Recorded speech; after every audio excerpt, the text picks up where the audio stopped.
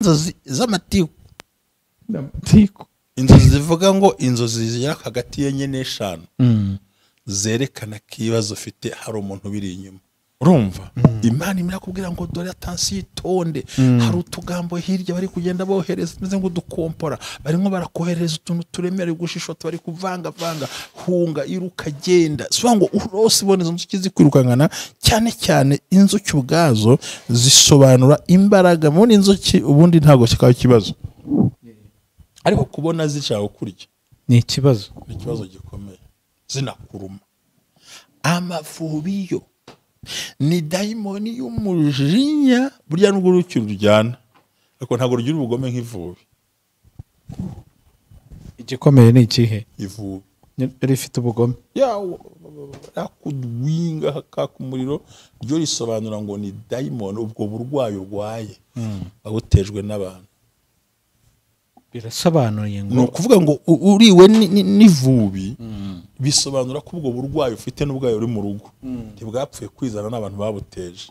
Ariko niba ari inzuki menya ngo n'ubukene amagambo n'ibindi bikubaho byose uri mucamo umuntu byihishemo tumvikane. Ivubi kurya ryaritse he se munzi wawe cyangwa ku nkingi y'urugo rwawe? None se numva ko ivubi ku nkingi y'urugo aho hafi aho ngaho? Ni hafi aho rwose. None se numva atari umuntu wo mu rugo mwicaranye muryamana musekana muri aho hafi aho wijya kure?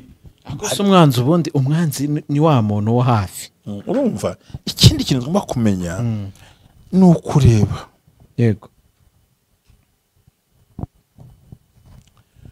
bo ntubona nk'ubu tuvuge we yenda niba warabyiye mu kasi simbizi ko warabyerwa niba warabyera ni nko kurota ubona umuntu yaguteruriye umwana akamugumana wawe wifite akamutwara wawe akamupfumbata kandi n'uwawe akabyara mu gasozi hoya nta muntu ubyara mu gasozi abyabwa asa umwana bari hirya kugira ngo hazigera ntabwo nabyemera ko mu gasozi barabyara gasozi ntikabyara ariko nkwerekana yumva kubyara utarabutegura neza n'ikintu cyeje banza uva hangaha none kurota bagufatiye umwana bamupfumbase bamukikiye kandi mu buzima busanzwe nta n'umwana ugira tuwampaye umwana wanjye kabona ariko baroza amasezerano ye baroza amahirwe baroza mva baguteye ubwoba bakurangije bakumanaganitse bakumaze abarozi cyangwa abandi bantu bashaka kuba gutwaye amasezerano yawe wari ufite ntabwo ngo ubaze no kurota ngo mundekere umwana kandi nta mwana ugeze utunga mu buzima none nkaswe umufite ko bikomeye kamuhurnya kamugumana hafi akamwegereza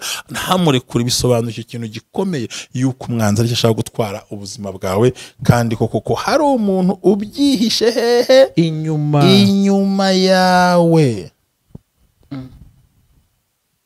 Mana yanjye kurota ubona umuntu mukubitana amaso agahita gukwepesha amaso mu nzozi akakwima amaso akitwikira akihisha akinyegeza menya ngo ibyo uri mucamo hariho umuntu ubyihisha inyuma. Yego kandi si uwakure.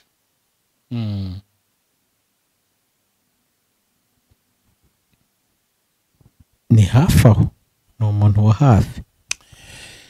Kurota ukubura umuyaga ukajya uzana aho wakubuye uhamena imyanda ugarurira aho wakubuye bigaruka. Ayiwe bisobanura ngo hariho abantu batari munsi ya batatu bishyize hamwe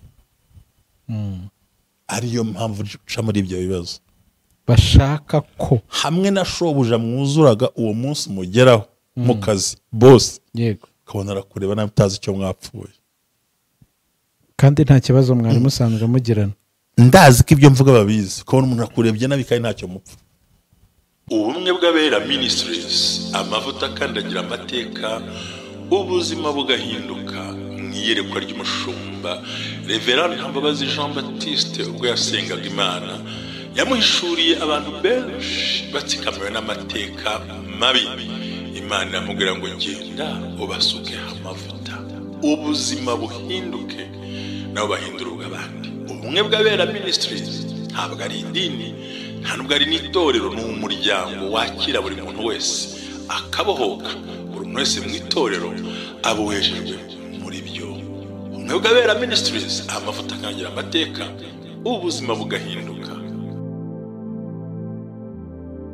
amavuta akandagira amateka ni ijambo dukura mu gitabo cy'abami ba kabiri ibice 4 umurongo wa 2, aho umubyeyi w'umupfakazi yari afite ideni bagiye kumutwarira abana, aragenda asanga uwitwa umuhanuzi Elisa, aramubwira ati bagiye kumutwarira abana mbigenze gute? Elisa aramubaza ngo ufite iki mu rugo rwawe? Undi aramubwira ngo ntacyo mfite ngo keretse agaherezo gato k'amavuta.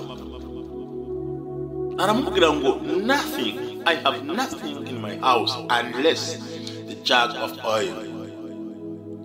Aramubwira ngo genda utiri ibindi ukoresha ngo twatuye dusuzuguritse, ya mavuta make asuzuguritse niyo yatumye akandagira ideni arayishyura, byose bigenda neza. Icyo ufite, icyo ushoboye, icyo ubasha gukora, bwa buryo bwawe na yanze na bwa bwenge bwawe, icyo usuzuguye n'ikimana igiye guhera kubakira amateka.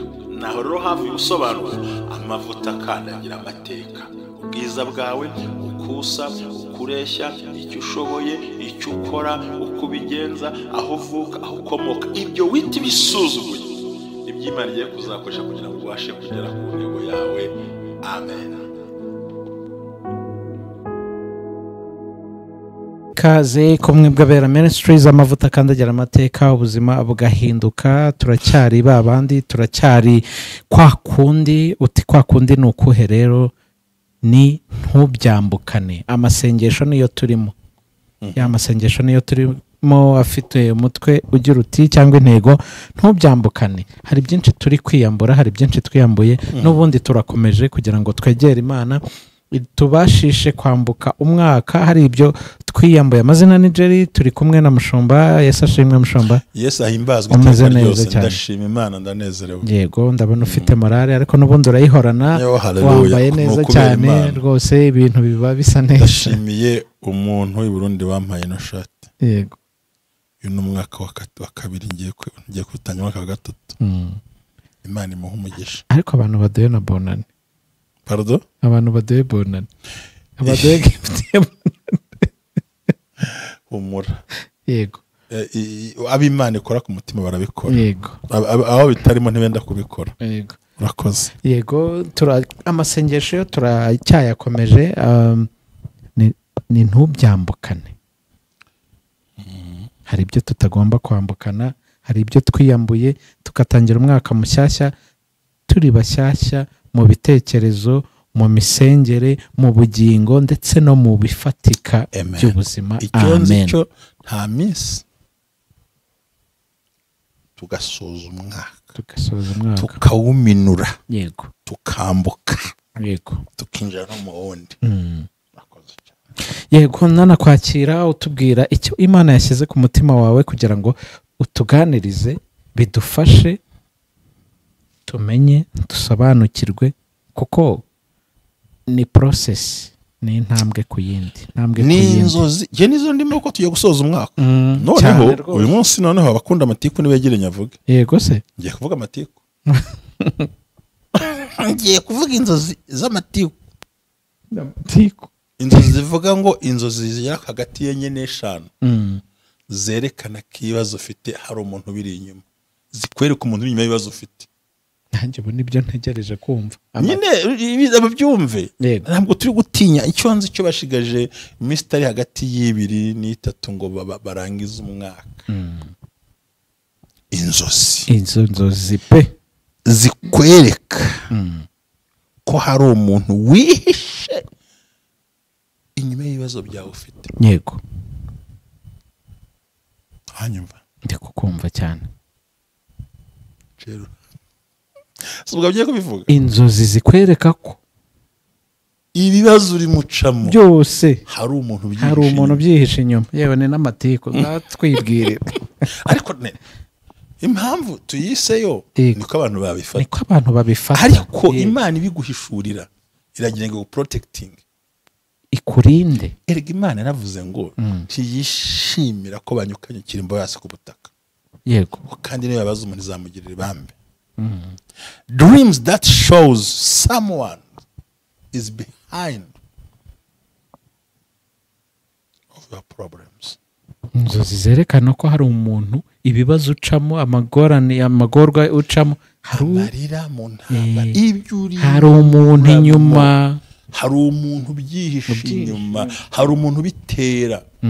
Noneho ntabwo ari dayimoni, ubwo ni gatumwa kubuza babusa amata, ni gatumwa yo gatsinda, avuze ngo harimo gishigisha ntavura.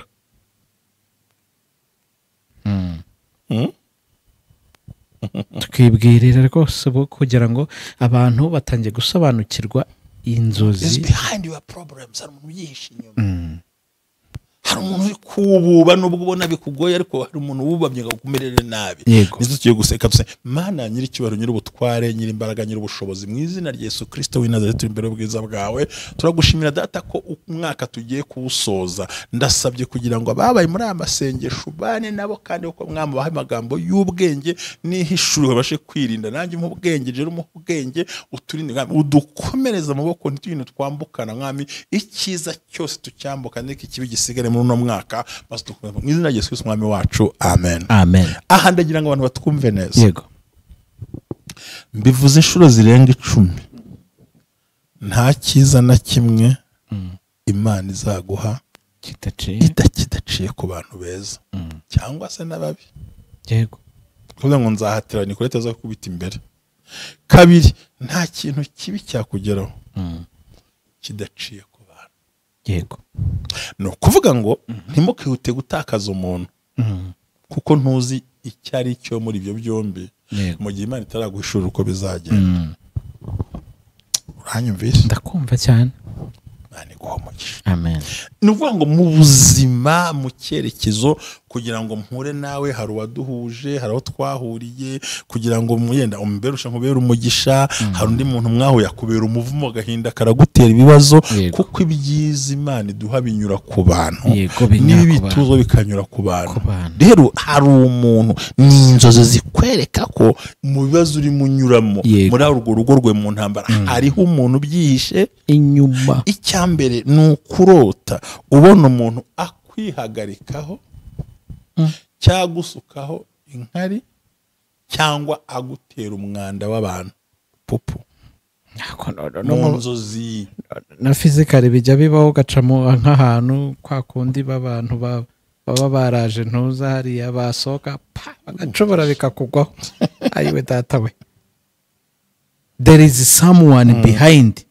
Ariko shaka kusuba ku mubiri cyangwa gushira ibya n'imyanda kayiguta nubwo bitawugwaho. Yego, hako yagera cyabigute ukabirota, menya ngo hari umuntu, kandi ahantu ntujye kure, ntujye gushakira ku yundi musozi, ntujye gushakira mu rindi torero, ntujye gushakira mu rundi rugo, ku mudugudu wawe, mu nzu yawe, aho mu rugo hafi aho.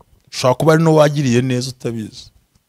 Reka none se kandi ari na mwene wanyu. Hari abavuga ngo utakuzi nta kubara. Yaguha amafaranga ati itunda yavumye ntagatunge, ntawe nta makuru, uri muratera ikorasi uti murumuna wanjye, mukuru wanjye, muramo wanjye, yewe bana banyoyo batari ko bitondera muratekereka mu by'amagambo ntimukanye muzana amatiku hano akaza. None se ndikankubaza, n'abagore bangahe birukanywe mu rugo n'abarumuna babo? Ni benshi.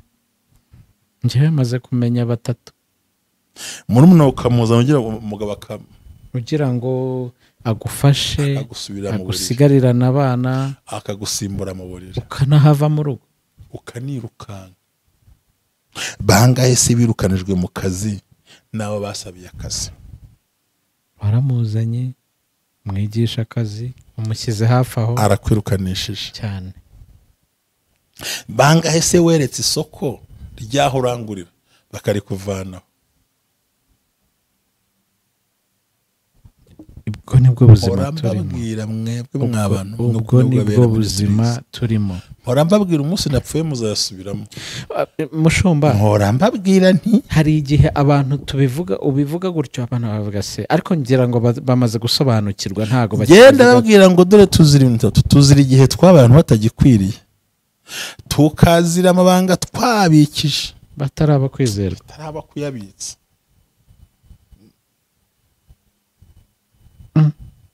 tukabiza ataraba kwizera. No kuri kose urumva kurota ubona umuntu kwihagarikaho cyangwa guteraho ka kadobo bafite kutaryazina cyangwa se gutera amazira ntoki y'abantu nubwo atakugeraho cyangwa ukabona gusunikiye muri tuwarete irimo umwanda menya ngo ufite sikure mva yibangarire wijya kure aho wirebera muri ndi torero wirebera mu yindi institution wirebera mu yindi company aho hafi aho mu rugo hafi aho hafi y'umuryango cyo twacyumvikanyeho turi kucyumvikana sinshaka gutinda kurota ubona umuntu yakurakariye mu nzozi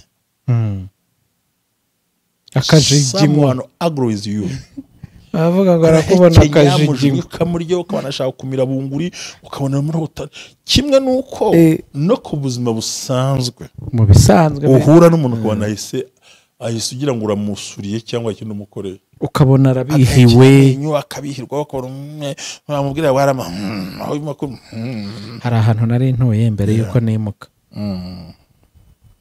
hari abagore urumva kugira ngo ngeraho n'abagana banzaga guca ku marembo nyine ku marembo hari amazu abapangayi bakodeshamo noneho ku muryango hari abagore nka 5 batekera ku muryango ukabaca imbere ugakomeza noneho nkabasuhuza mwiriwe nkakomeza ibyanjye siko nabasuhuzaga ntibanyikirize noneho ukanamusubiriramo umureba ko ngusuhuza ukanyihorera akongera akakwihorera ntacyo mupfa ntimuziranye ntacyo nyine nta kintu muhuriyeho uretse kumusuhuza kuko mubona aho ngaho ku irembo ntabwo anyura ku bantu utabashuhuje akakwihorera hasi biterwa n'iki burya nubwo utaroze wese ariko rero mu bibazo uri mucamo hari umuntu biri inyuma abiteje aho hantu uzi ko naho himutse kubera icyo kibazo none burya hariho gahunda utazi umuntu aramusuhuje cwe waramutse cwe ugize ngo ahari wavuze bukeya ntiyumvise ukamubwira uti ko ngusuhuza ukanyihorera cwe nka rero umuntu akakurakarira ntacyo mupfa ukayibona mu nzu none wahita ngaho ni ukuri uri umugabo ngo umugomeshereze umugabo ntacyo muhuriyeho nta na kimwe uritambukira wigira mu gipangu uvamo wigira muri gahunda zawe ngayo ngo umuhungu yari yahageze shara bivuga ntabwo ahazi icyo nzi cyo icyo nemera cyo hari umuntu wabishima y'ibyo bintu mana yanjye yabyishe inyuma ikindi turi buze kureba ni ukurota ubona inzuki cyangwa amavubi yego bikwirukankana kandi bikuruma bikudwinga ubyiyama bikanga mu nzozi yego menya ko ari utugambo bari gushushuta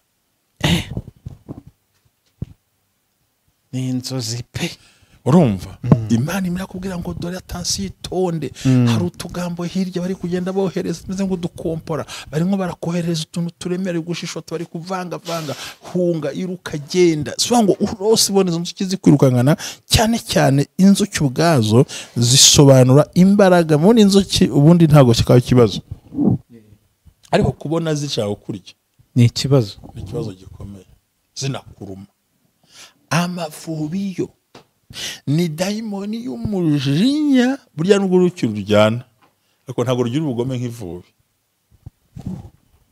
igikomeye ni ikihe ivubi rifite ubugome yakudwinga hakaka umuriro ryo risobanura ngo ni dayimoni ubwo burwayi urwaye babutejwe n'abantu birasobanuye ngo ni ukuvuga ngo uriwe n'ivubi bisobanura ko ubwo burwayi ufite n'ubwayo uri mu rugo ntibwapfuye kwizana n'abantu babuteje ariko niba ari inzuki menya ngo ni ubukene amagambo n'ibindi bikubaho byose uri mucamo umuntu byihishemo twumvikane ivubi kurya ryaritse he si mu nzu iwawe cyangwa ku nkingi y'urugo rwawe none se numva ko ivubiri ku nkingi y'urugo hafi aho ngaho ni hafi aho rwose none se numva atari umuntu wo mu rugo mwicaranye muryamana musekana muri aho hafi aho wijya kure gusa umwanzi ni wa muntu wo hafi urumva ikindi kintu tugomba kumenya ni ukureba yego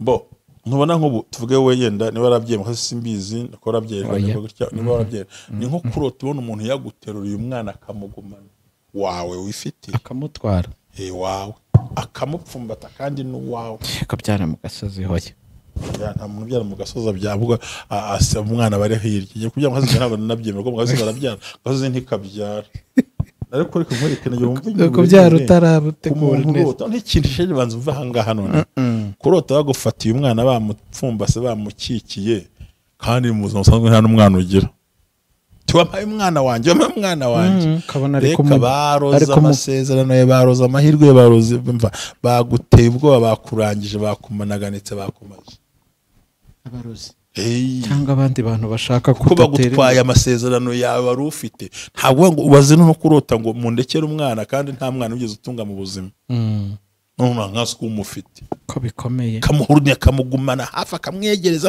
ntamurekure bisobanuye ikintu gikomeye yuko umwanzi ari ashaka gutwara ubuzima bwawe kandi koko hari umuntu ubyihishe hehe inyuma yawe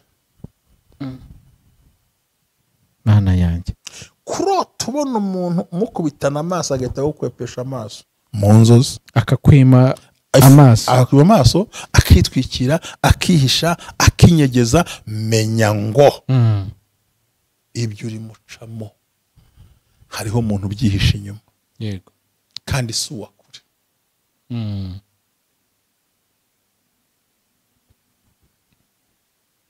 ni hafi aho ni umuntu wa hafi kurota ukubura umuyaga ukajya uzana aho wakubiye uhamena imyanda ugarurira aho wakubuye bigaruka ayiwe bisobanura ngo hariho abantu batari munsi ya batatu bishyize hamwe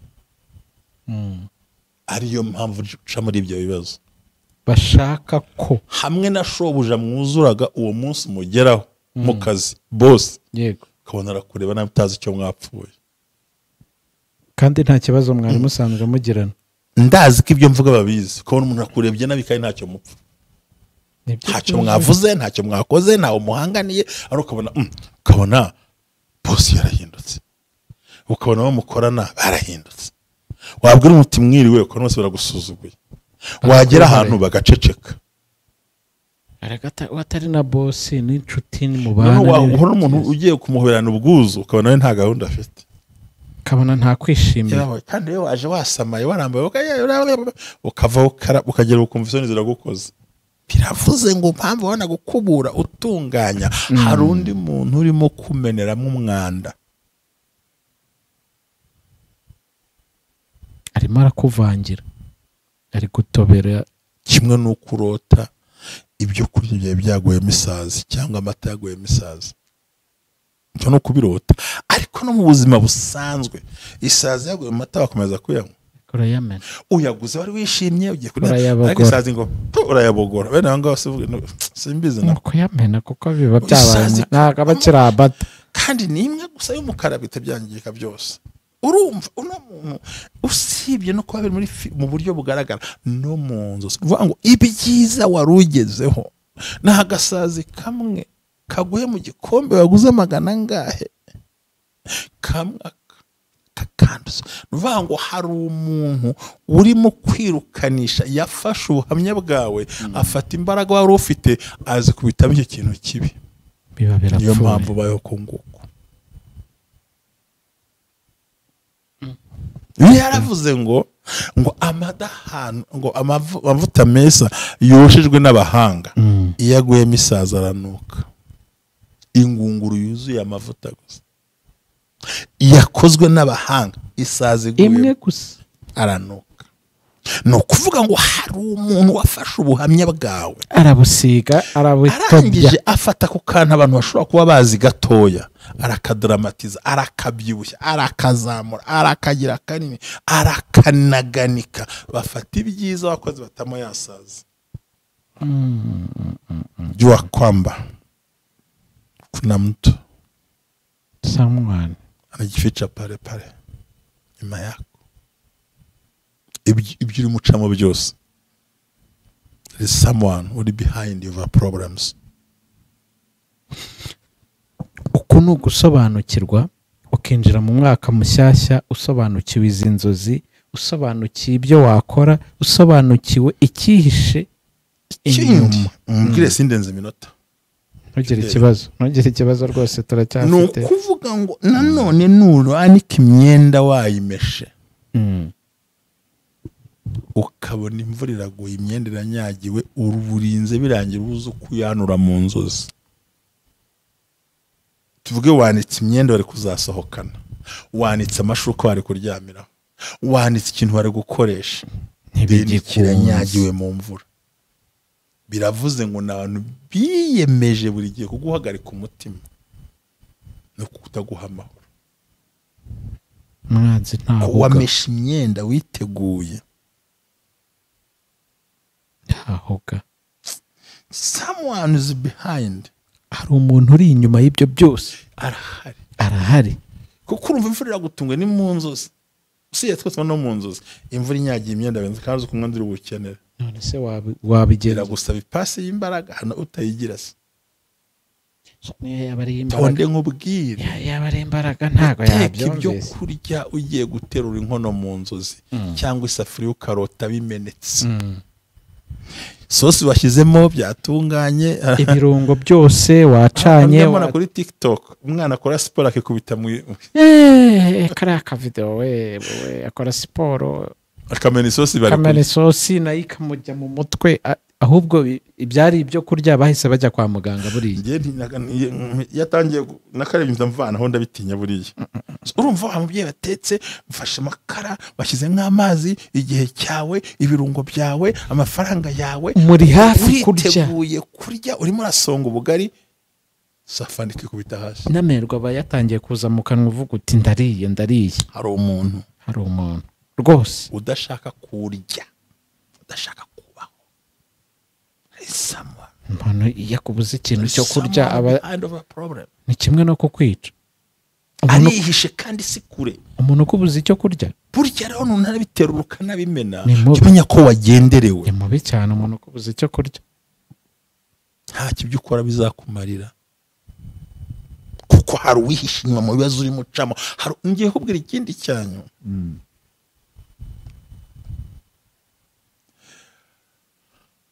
kurota cyane aha ni ku bagore. yego, kurota ubona umugabo wawe apfumbase undi mugore. ugomba kumenya ngo hari umuntu usenyeye urugoto. arahari. hari umuntu usenyeye urugo kandi si uwakuri.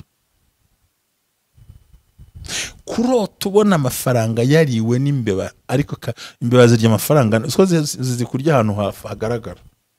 ushobora kurya handitse inote, hari sinyatire, zizayisubiramo, ukabirota mu nzu cyangwa ukabibona amaso ku maso. ni ukuvuga ngo ibyo urimo uvunikira n'ibyo urimo wirukankamo n'ibyo uharanira ntibiza kugukundira, ahubwo urahomba bikomeye. mana yanjye, ngizi inzozi rero nashaka kubwira. yego, zereka ni zimwe mu zo ntabwo nazirangiza. ni imwe muri zo umenye ngo ese ubu nakubwiye kurota umuntu agutwara urukweto agusigira rumwe. oya, mu nzozi utwara urukweto neza ukarubura ugasigana. ese rumwe urarujyana, ntacyo warukoze. uzabona urusimbura mu rugo se? ntabwo bishoboka. ibyiza byarujemo kabiri. agutandukanyije n'amahirwe no kubaho kwawe no kugera ku mugisha, byose biciyemo kabiri. none se uragenda n'urukweto rumwe. ibyo byose nibyerekana ko hari someone behind of your problems. someone. yes. ni inzozi zerekana ko hariho umuntu wihishe mu bibazo urimo ucamo kandi yanabiteye. yego, data twese aguha umugisha. amen. kandi bantu b'Imana buriya mumenye ngo twegereye mwaka. Imana ibahe umugisha mu izina rya Yesu. amen. Amen.